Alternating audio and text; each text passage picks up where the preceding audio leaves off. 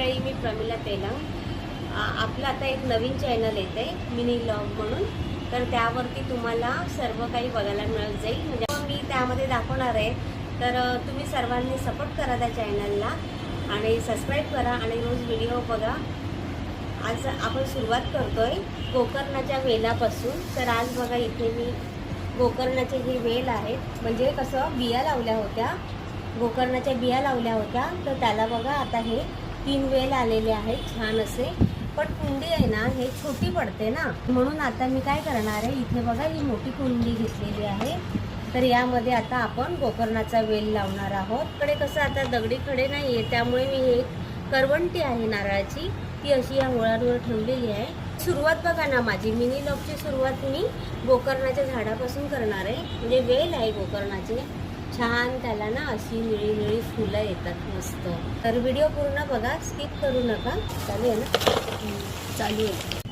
हे बघा इथे अशी अर्धी माती घेतलेली आहे. माती घरामध्येच होती. आता आपल्याला हा वेल काढून यामध्ये लावायचा आहे.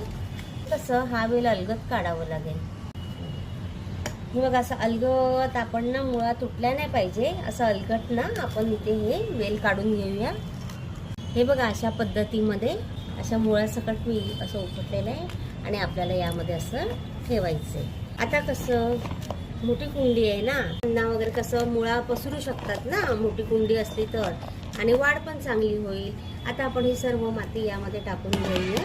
आणि हे बघा इथे कसं माती आपली लादीवर पडू नये म्हणून मी इथे ना प्लॅस्टिकची गोणी घेतलेली आहे. तर तुम्ही पण अशी गोणी घ्या.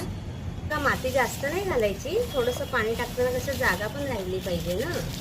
हे बघा हे ना तुम्ही काठी अशी लावू शकता आणि अशी गाठ बांधून, म्हणजे त्याला वर असं.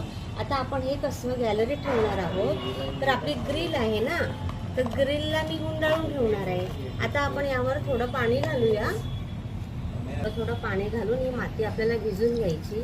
आणि आता असे पावसाचे दिवस आहेत ना, तर पावसाचे दिवस असल्यावर दिवसातून फक्त एकदाच पाणी घालायचं. जास्त पाणी नको घालायला. जास्त पाणी घातलं तर मग मुळा कुजू शकतात ना.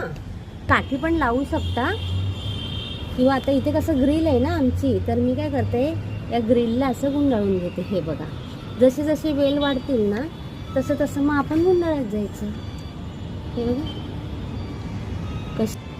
कसा वाटला व्हिडिओ तुम्हाला वेल लावण्याचा, ते नक्की कमेंटमध्ये सांगा.